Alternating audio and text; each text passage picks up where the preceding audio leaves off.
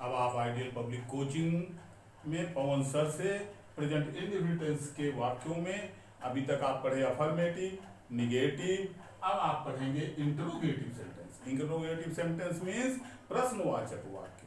प्रश्नवाचक वाक्य तीन प्रकार के होते हैं। एक तो यदि वाक्य प्रश्नवाचक शब्द से प्रारंभ हो, अगर वाक्य ही शुरुआत में प्रश्नवाचक शब्द से प्रारंभ हो तो उसका रूल अलग है। जैसे क्या वह पुस्तक पढ़ता है, तो यहाँ क्या से चालू हो रहा है। नंबर दूसरा है यदि वाक्य के बीच में प्रश्नवाचक शब्द का प्रयोग हुआ है तो जैसे तुम वहाँ, वो कहाँ रहता है, कहाँ शब्द बीच में आया है।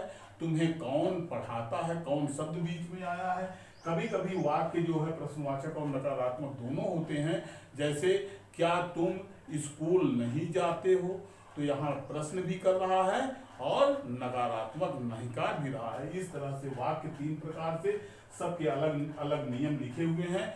इस पर जो है अब आपको प्रयोग करने की, पिरोने की विधि कि कहाँ पर क्या जैसे शब्द लिखे हुए हैं, अगर आप इसको पिरोना जान जाएंगे तो आपको ये है बहुत आसान हो जाएगा इसको समझने के लिए। हम आपको इसके एग्जाम्पल्स बताते चल रहे हैं। आप एग्जाम्पल्स को ध्यान देंगे तो आपको ये बड़ी जल्दी जो है समझ में आ जाएगा।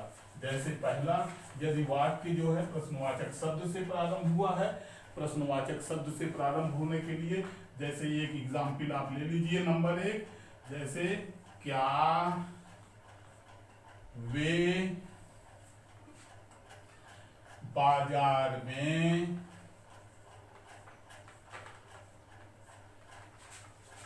मिठाइयाँ खरीदते हैं।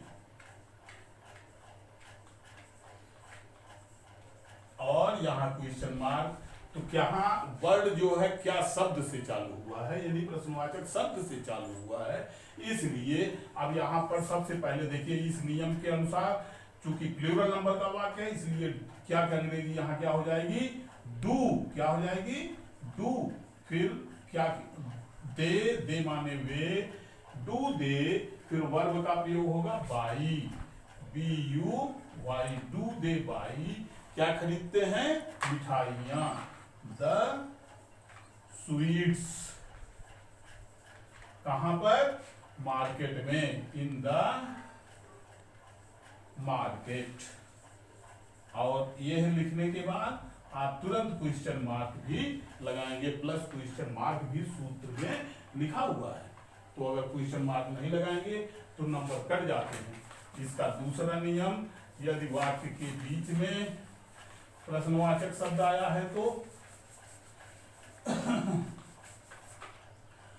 प्रश्नवाचक शब्द यदि वाक्य के, यहां हम ऊपर चढ़ा दे रहे हैं, बीच में प्रश्नवाचक शब्द आया हो तो क्या करते हैं हम लोग, उसके नियम के,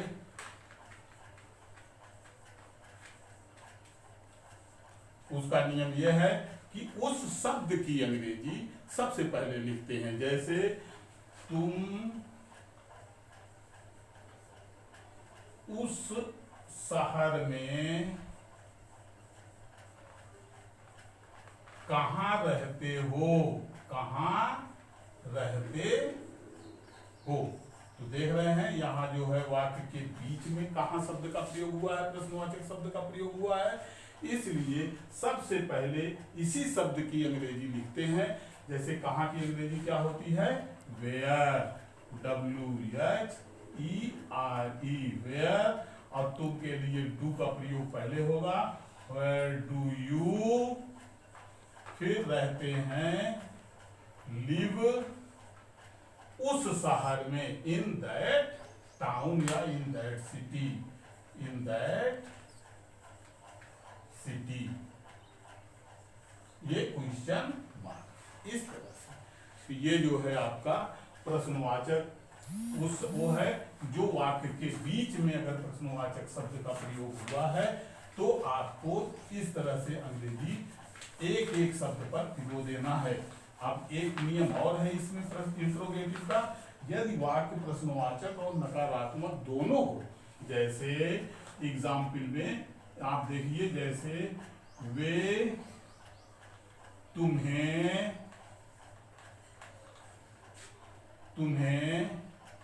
विज्ञान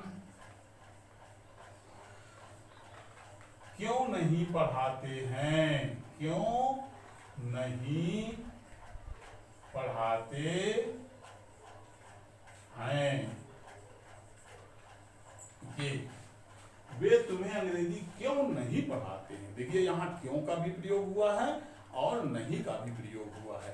तो यहाँ सबसे पहले जो अगर बीच में वर्ब आया है प्रश्नवाचक शब्द, उसी की अंग्रेजी सर्वप्रथम लिखते हैं। तो यहाँ क्यों की अंग्रेजी क्या हो जाएगी, व्हाई, फिर डू, फिर वे की अंग्रेजी दे, फिर नॉट का कहते हैं सब्जेक्ट के तुरंत बाद नॉट का प्रयोग करते हैं। तो यहाँ नॉट लगाएंगे। पढ़ाते हैं कि अंग्रेजी हो गया टीच, फिर साइंस SCIENCE साइंस, और किसे, तुम्हें, टू यू, ये, और उसके बाद क्वेश्चन मार्क। इस तरह से आपको ये प्रेजेंट इंडिफिनिट के इंटरोगेटिव सेंटेंस के बारे में पढ़ाया गया। इसमें तीनों नियम बताए गए। एक तो प्रश्नवाचक शब्द से वाक्य प्रारंभ हो, या प्रश्नवाचक शब्द वाक्य के बीच में आया हो, या प्रश्नवाचक नकारात्मक दोनों हो। तो इस तरह नियम पे आप अगर रखेंगे तो आपका काम एकदम ट्रांसलेशन सही होगा। Thank you. ओके।